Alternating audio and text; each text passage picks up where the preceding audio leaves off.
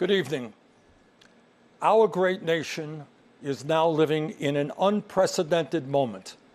We're facing the worst public health crisis in 100 years and the worst economic collapse since the Great Depression.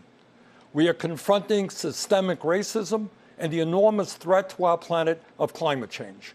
And in the midst of all of this, we have a president who is not only incapable of addressing these crises, but is leading us down the path of authoritarianism.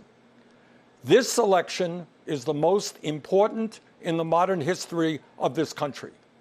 In response to the unprecedented crises we face, we need an unprecedented response, a movement like never before, of people who are prepared to stand up and fight for democracy and decency and against greed, oligarchy, and bigotry. And we need Joe Biden as our next president.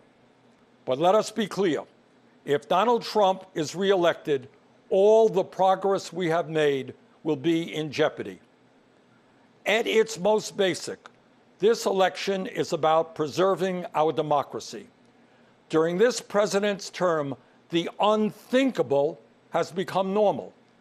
He has tried to prevent people from voting, undermined the U.S. Postal Service, deployed the military and federal agents against peaceful protesters, threatened to delay the election, and suggested that he will not leave office if he loses. This is not normal, and we must never treat it like it is. Under this administration, authoritarianism has taken root in our country. I and my family, and many of yours, know the insidious way authoritarianism destroys democracy, decency, and humanity. As long as I am here, I will work with progressives, with moderates, and yes, with conservatives to preserve this nation from a threat that so many of our heroes fought and died to defeat.